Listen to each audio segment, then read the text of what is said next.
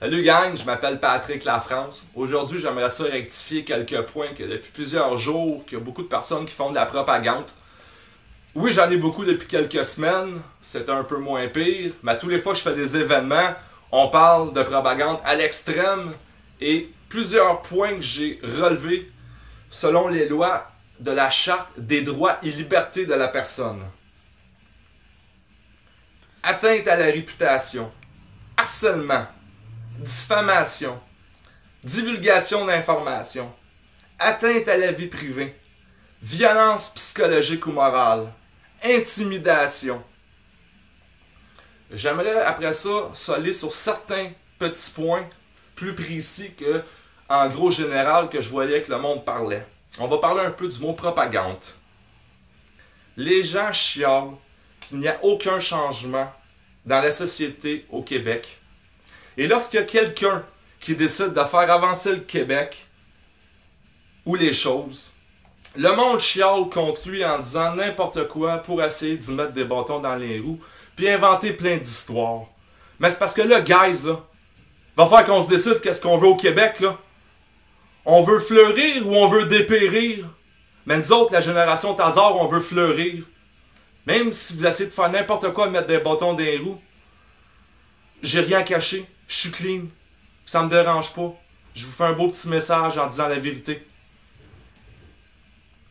Les femmes, je m'excuse d'utiliser le mot que je vais utiliser en ce moment, mais si vous êtes une vraie femme, vous vous sentirez pas visé. Je vais utiliser le terme du mot groupie, parce que je commence à en avoir un petit peu plus que le projet avance ou que je fais mes événements.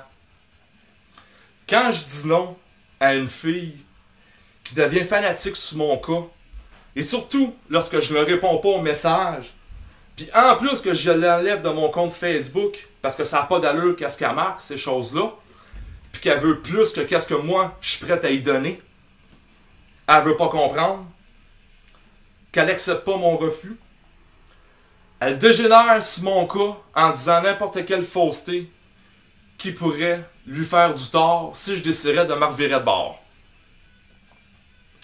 On parle ici encore de plusieurs atteintes à la vie privée, ainsi qu'à ma réputation, du harcèlement, de l'intimidation, de la diffamation, et bien d'autres, j'en passe encore. Je vais être gentil un petit peu.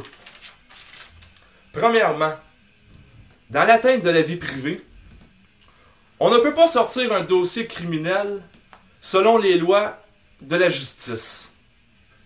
S'il y avait un policier, comme qui aurait été dit sur les Facebook, qui ferait ça, en principe, il y aurait des sanctions, soit qui perdrait son travail, je dirais un peu à l'extrême, mais qui pourrait être envisageable, au pire une suspension ou d'autres qui pourraient lui arriver. Les policiers, selon les lois, sont sur des clauses de confidentialité qui ne peuvent pas divulguer de renseignements sur les personnes à n'importe qui. Encore moins de dire sur Facebook qu'un tel a dit ça. Ça pourrait mettre la personne extrêmement dans le trouble. Je suis bien fier de ne pas avoir de dossier criminel. Je m'en fais une fierté.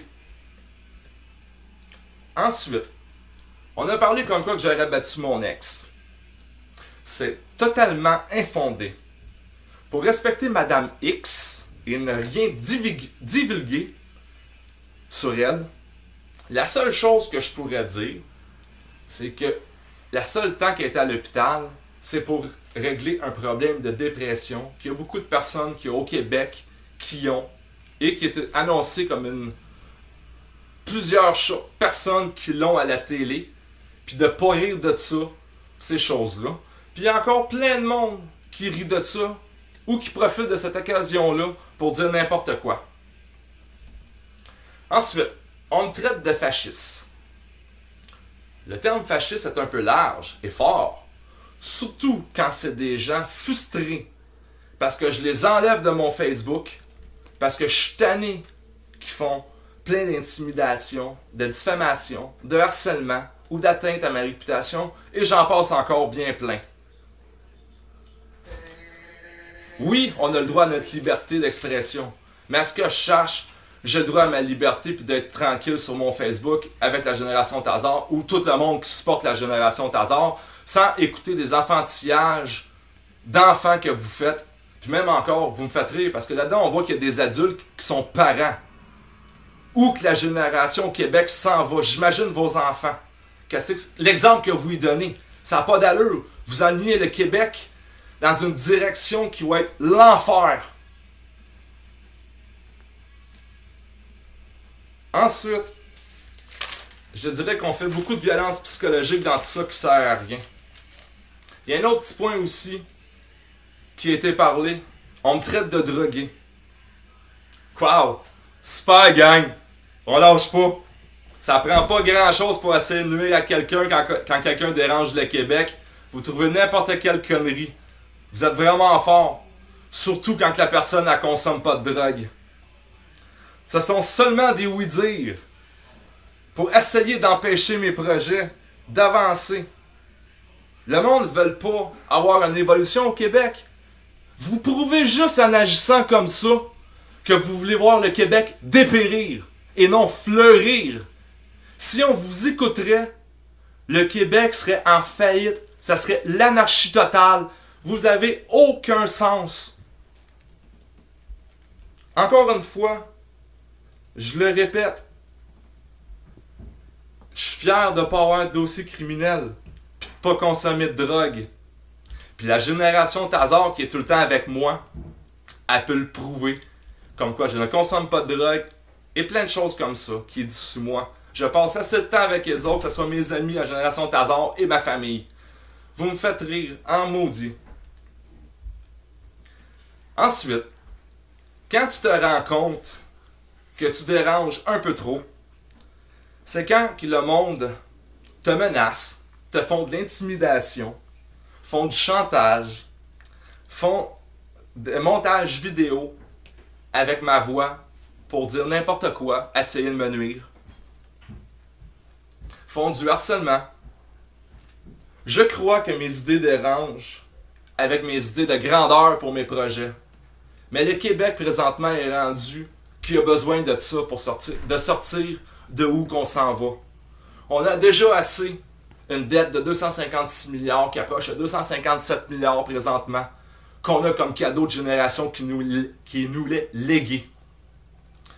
Ça prend du monde qui décide de se lever pour faire face à ça, pour améliorer notre sort, qu'on paye moins de taxes, puis améliorer le système québécois. Ça prend du changement au Québec. Parce que le Québec de demain, il s'enligne dans quelque chose qui va être laid, mais vraiment laid. C'était Patrick Lafrance qui voulait faire un petit résumé de ce qui arrive dans les derniers jours. J'ai rien à cacher, si vous avez des questions, vous avez rien qu'à les poser. J'ai pas peur. Je suis là pour faire évoluer le Québec. La seule affaire que je veux, c'est pas le voir dépérir comme on est en train de le voir, mais bien le voir fleurir, gang! À la prochaine!